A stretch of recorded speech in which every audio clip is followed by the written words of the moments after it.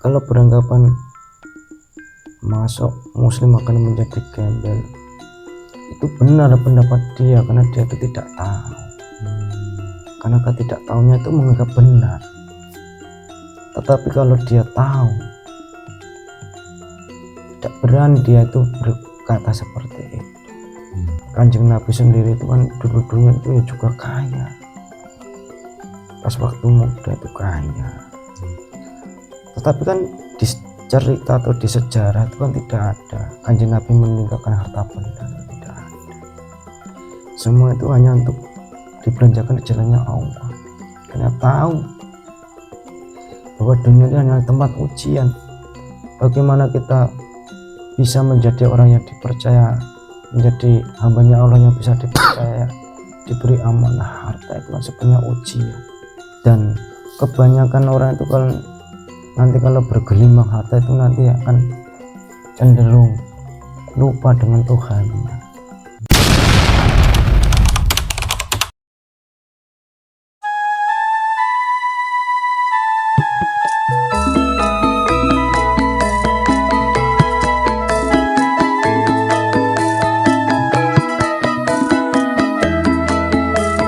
Assalamualaikum warahmatullahi wabarakatuh. Waalaikumsalam. Alhamdulillahirabbil alamin. Berjumpa lagi dengan kami tim Padepokan Putra Bengawan. Kami tim mengucapkan banyak terima kasih kepada para penonton channel kami yang sudah mensubscribe, like, share, dan komen. Kami berterima kasih sekali. Semoga dengan subscribe dan like mendapatkan balasan oleh Allah, dimudahkan segala urusannya, didekatkan, dibanyakkan pintu-pintu rezeki, dibukakan pintu-pintu rezeki, dan yang belum mendapatkan jodoh didekatkan dengan jodohnya, dan yang sedang sakit cepat diberi kesembuhan. Dan kami tidak lupa berterima kasih sekali kepada penonton yang ada di luar negeri yang sudah menonton channel kami. Dan kali ini kami tim saya menonton YouTube bahwa ada seorang oknum berpendapat bahwa seorang mu'alaf itu akan menjadi gembel ya, apabila masuk Islam. Dan apakah itu pendapat yang benar? Dan kami akan menarik sesosok gaib yang bisa menjelaskan tentang oknum itu yang berbicara itu, kenapa pendapatnya seperti itu. Kami minta doanya semoga acara ini atau proses mediumisasi ini berjalan dengan lancar dan aman. Dan langsung saja, kali ini sang mediator kita, Pak Ketua Gus Iswanto. Selamat malam Gus. Assalamualaikum. Waalaikumsalam. Sehat. Ya, saya minta maaf karena jadi navigator. Sudah, mari kita proses pembersihan. Bismillahirrahmanirrahim.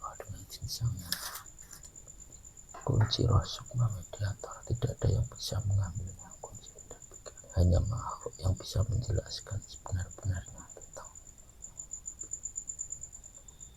Sallallahu alaihi wasallam. Ya Allah, dengan izin Sang Yang Nur Cahaya Nirwana, sesosok gaib yang bisa menjelaskan tentang oknum yang berpendapat bahwa mu'alaf yang masuk Islam itu akan menjadi gembel. Saya minta ya Allah dengan izin Sang Yang Nur Cahaya Nirwana, sosok gaib yang bisa menjelaskan tentang pendapat oknum itu. Sosok gaib ketarik ke tangan saya, Allah. hadir masuk ke dalam tubuh mediator. Sallallahu alaihi wasallam. Energinya menyesuaikan dengan tubuh mediator, sinkron. Pita suaranya terbuka, menyesuaikan dengan pita suara mediator, bisa berbahasa Indonesia dengan jelas dan benar. Allahu sallallahu alaihi Muhammad sallallahu alaihi Muhammad sallallahu alaihi. Selamat malam. Assalamualaikum. Waalaikumsalam warahmatullahi wabarakatuh. Alhamdulillahirrahmanirrahim. Kalau boleh tahu, Anda dari golongan apa? Jin. Wujud Anda apa? Seperti sampai Seperti wujudnya manusia ya. Ya, sebelumnya saya minta maaf, saya akan memprotek dulu kalau ada penyusup yang mengaku-ngaku. Apabila makhluk yang ada dalam tubuh mediator ini berbohong, mengaku jin dan yang sudah muslim, apabila makhluk ini berbohong, otomatis tangannya terpotong-potong. Dan selama proses mediumisasi makhluk ini berbohong, otomatis tangannya terpotong-potong. Ya, saya minta maaf ya. iya. Nama Anda siapa? Nama saya Arif. Arif. Nah, Saya memanggilnya siapa? terserah sampean. Umur sampean berapa? 1000 tahun. 1000 tahun. Saya panggil Mbah saja ya. Mbah Arif. Iya. Sebelumnya saya minta maaf Mbah, sampean merokok enggak? Enggak. Enggak. Minum? Bismillahirrahmanirrahim. Minuman beserta hidangan kesukaan Mbah Arif terhidang di depan. Sallallahu alaihi Muhammad sallallahu alaihi wasallam. Monggo Mbah diminum dan dimakan. Ya, sambil berbincang-bincang ya Mbah ya. Iya. Tadi kan saya berdoa kepada Allah bahwa saya ingin menghadirkan sesosok gaib yang bisa menjelaskan tentang oknum yang berpendapat bahwa seorang mu'alaf atau seorang mu'alaf yang masuk Islam itu akan menjadi gembel. Itu apakah benar Mbah itu pendapatnya? Mohon dijelaskan Mbah. Itu adalah kebodohan. Itu sebenarnya adalah tipu daya iblis. Sebenarnya kan di dunia ini adalah ujian Yeah. bagi orang-orang yang beriman. Ujian itu kan bisa diwabarkan menjadi berbagai macam golongan ujian itu. Jadi terkadang orang itu hanya memandangnya itu hanya sebatas syariat saja.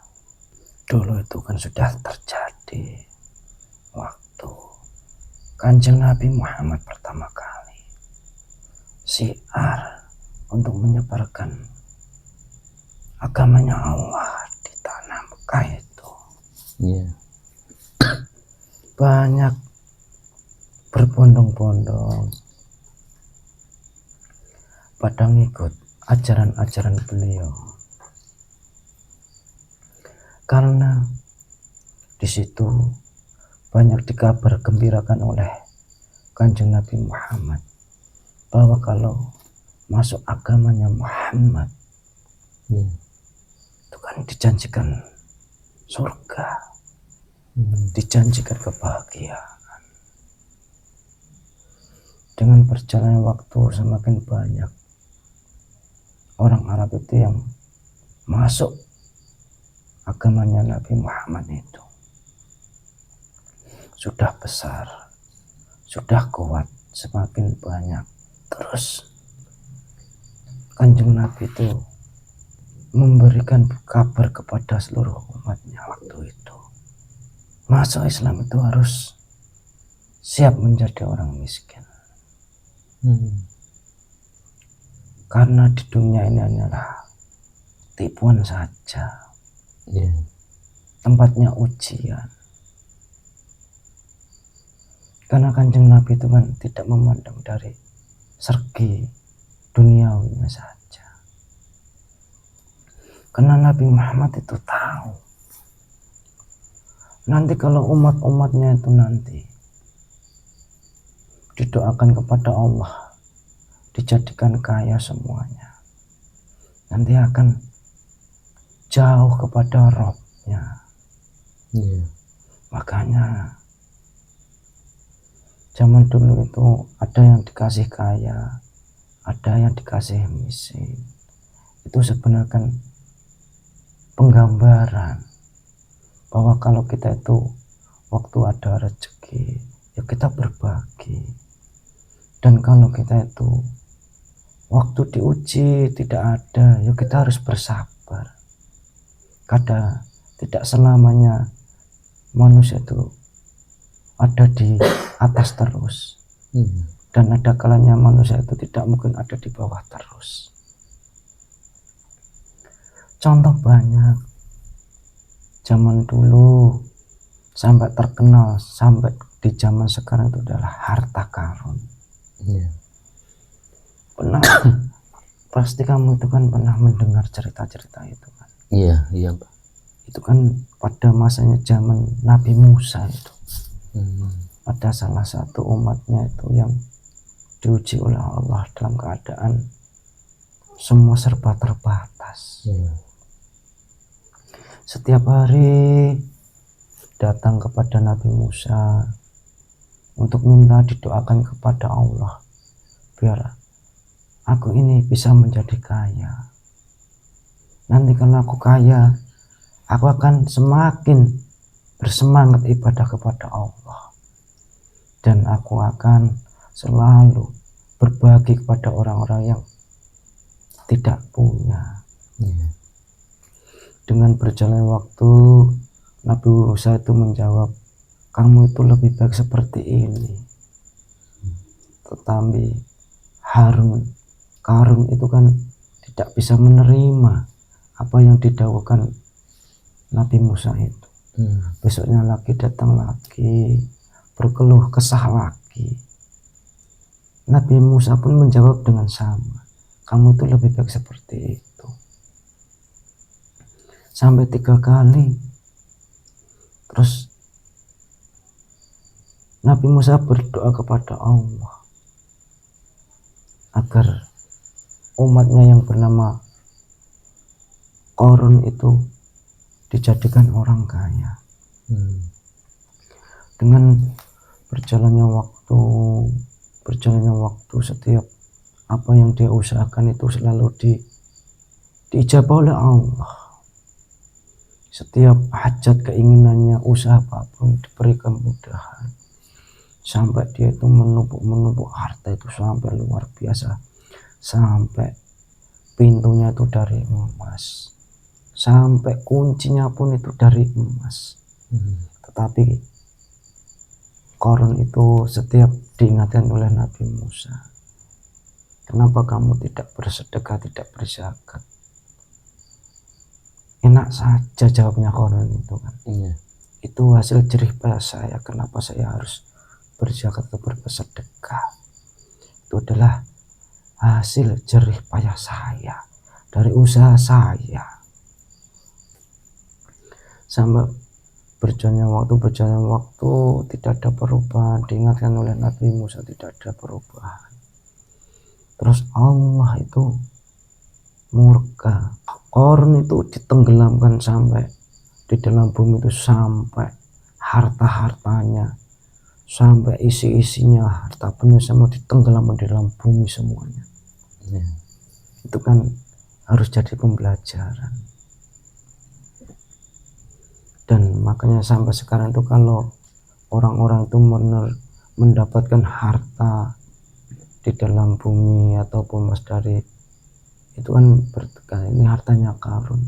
Itu kan Karun. Ya harta Qarun itu kan sebenarnya itu kan dengan sejarah cerita itu tadi. sampai harta-hartanya korin itu tadi kan ditenggelamkan oleh Allah di dalam. Kalau beranggapan masuk muslim akan menjadi gembel, itu benar pendapat dia karena dia itu tidak tahu. Karena ketidaktahunya itu menganggap benar. Tetapi kalau dia tahu, tidak berani dia itu berkata seperti itu. Karena kamu kan bisa menengok dari sejarah-sejarah sahabat-sahabat Nabi itu kan yang membantu perjuangan Rasulullah untuk menyebarkan agama Islam kan ya luar biasa. Sampai banyak sahabat-sahabat, dari istri beliau itu Bunda Siti Khadijah itu kan saudagar yang terkenal kaya raya itu. Sampai semua hartanya itu sebenarnya kan kalau orang-orang yang tidak tahu itu kan ya berdampak menjadi gembel. Tapi kan sebenarnya itu kan dibelanjakan ke jalannya Allah. Dan kalau orang muslim sebenarnya yang hakiki kan kehidupan yang hakiki itu nanti kan di akhirat. Makanya di dunia itu kan tidak terlalu dipikirkan. Yang dipikirkan bagaimana kita nanti bisa kembali menghadap Rabb kita, bisa diakui menjadi hambanya. Makanya kan dari sejarah-sejarah itu kan Kanjeng Nabi sendiri itu kan dulu-dulunya itu ya juga kaya.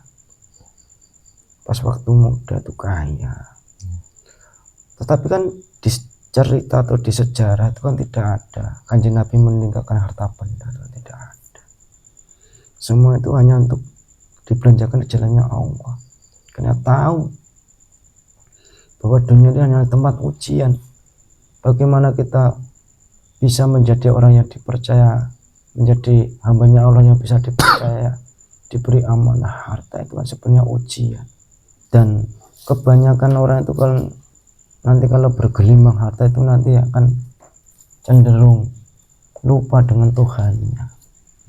Karena dengan disibukkan dengan urusan-urusan seperti itu, nanti beranggapan sakit bisa dibeli dengan harta, perempuan bisa dibeli dengan harta, semua mobil bisa dibeli dengan harta.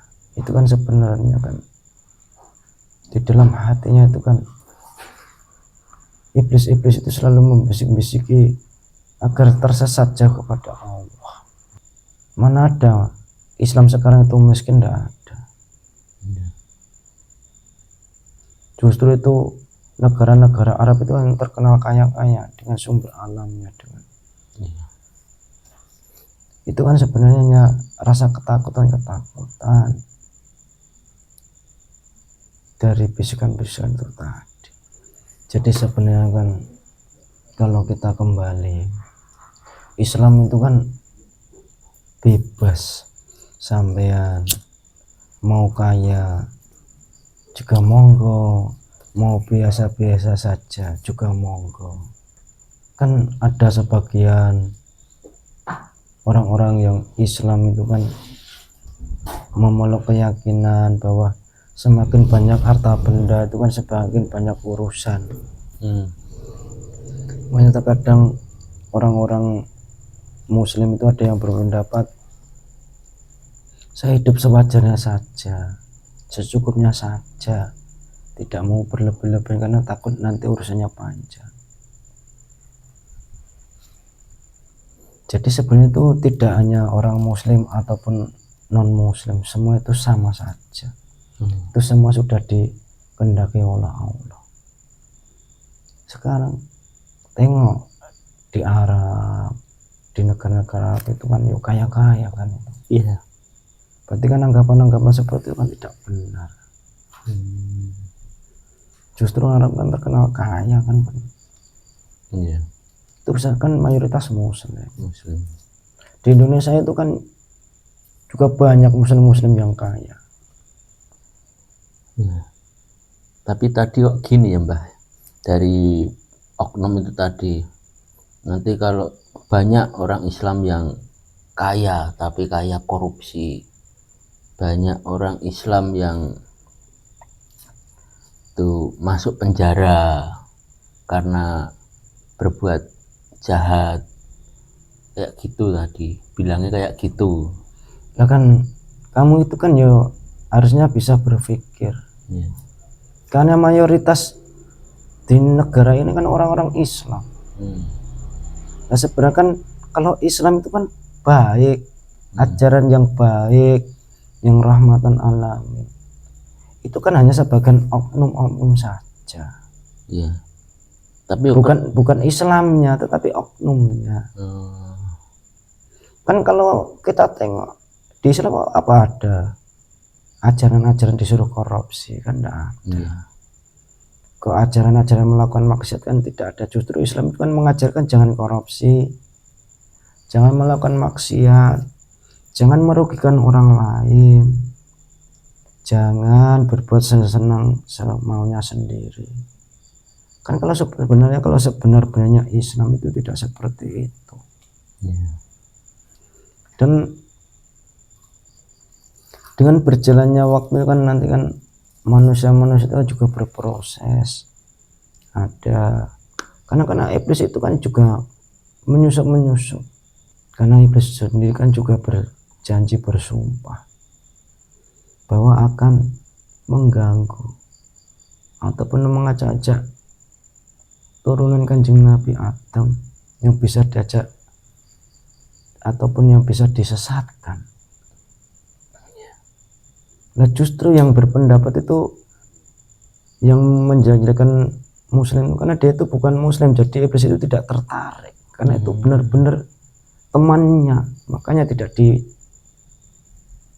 diganggu. Dia itu malah dibikin nyaman, dibikin enak. Itu sebenarnya kan biar tidak mau mendekatkan kepada Allah. Tidak mungkin kalau yang berbicara itu orang muslim, waktu itu non muslim.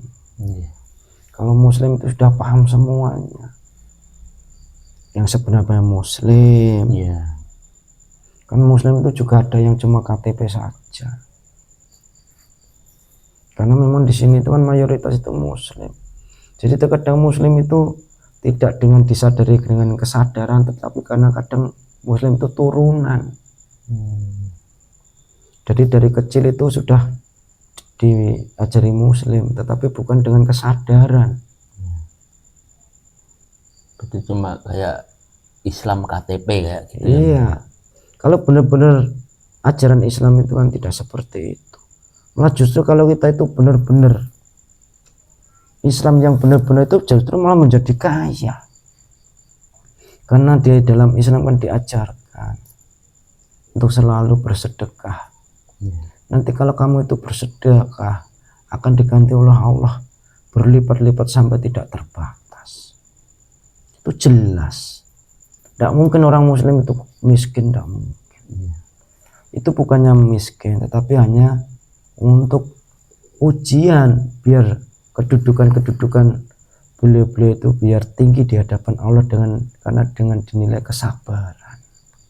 Bukan miskin itu sebenarnya. Itu malah muslim yang dipandang itu malah orang yang kaya hati, bisa menerima, jarang melakukan perbuatan dosa karena tidak ada. Itu memang dijaga oleh Allah seperti itu. Kalau orang kaya itu kan cenderung nanti pusing sedikit ya beli minuman keras, atau terkadang hiburan-hiburan, datang ke tempat hiburan-hiburan.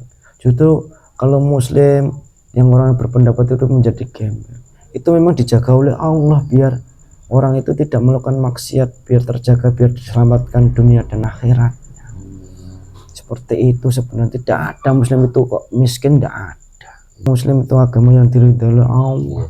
Tidak ada yang cerita miskin itu pendapat-pendapat orang yang tidak tahu. Dan kalau kita itu bisa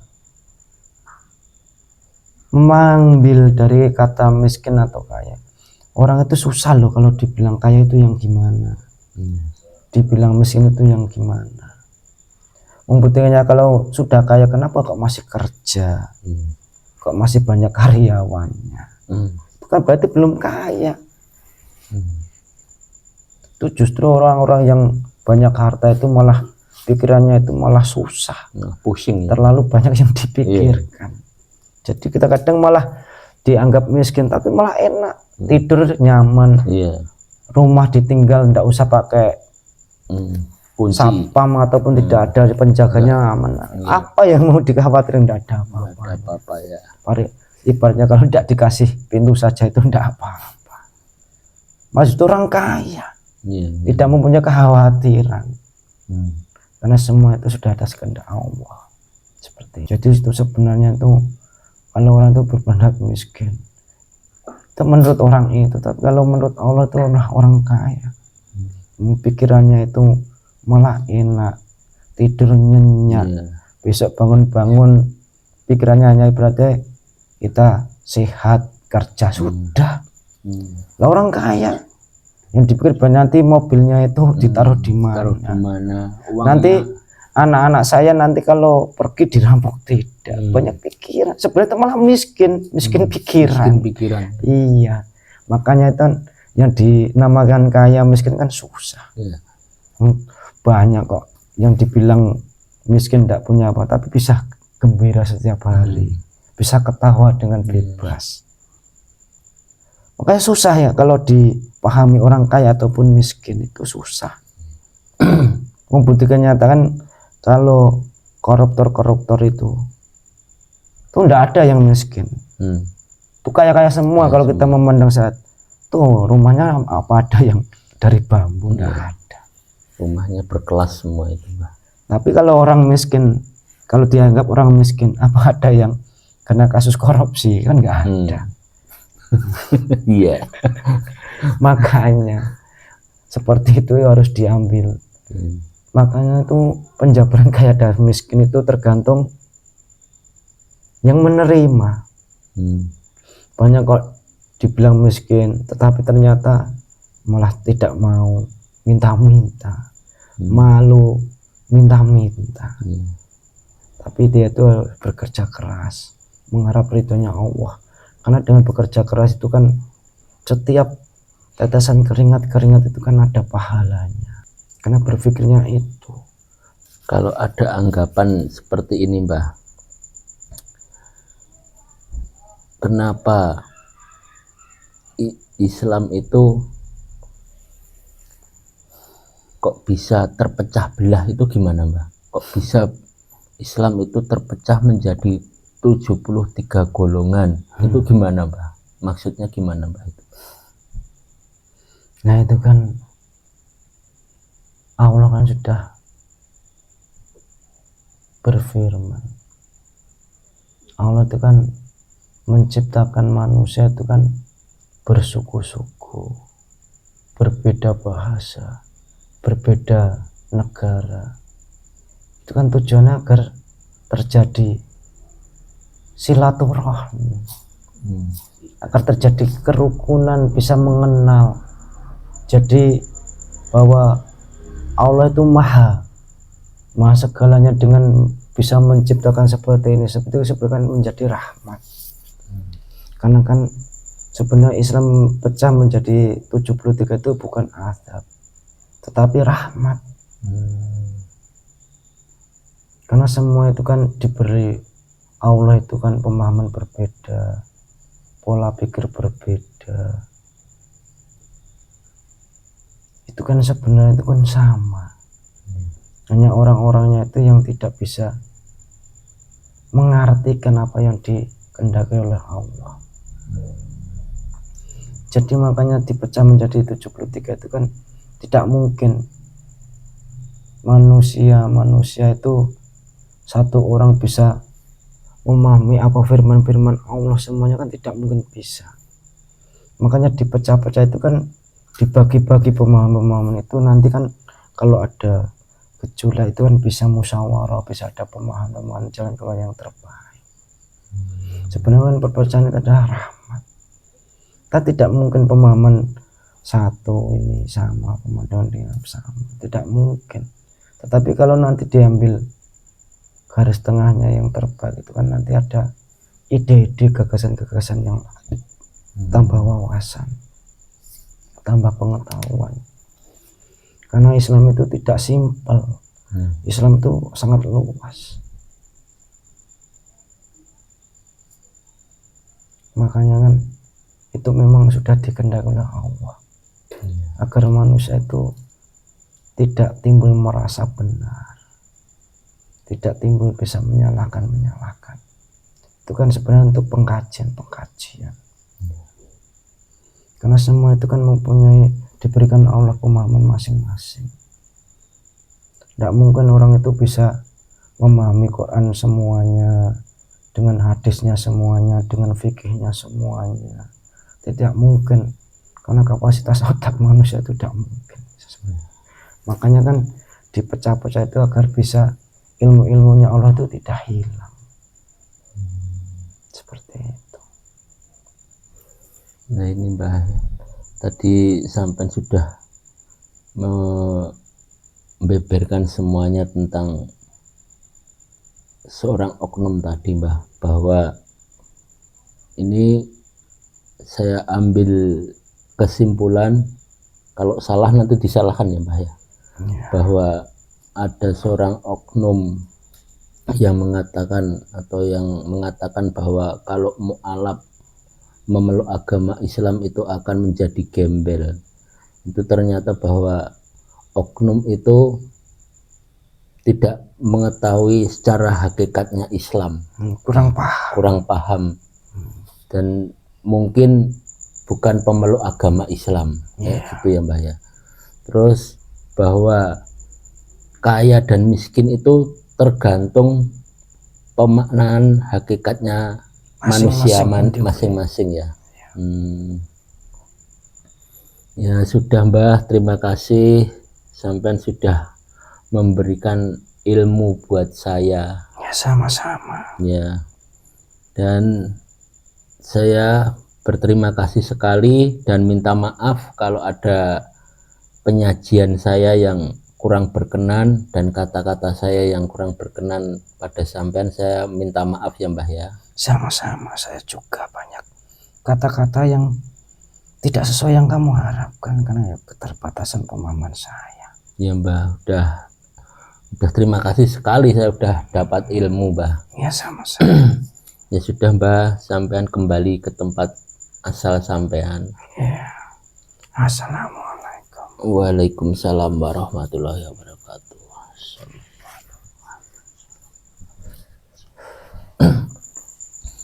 Ya demikian tadi pemirsa,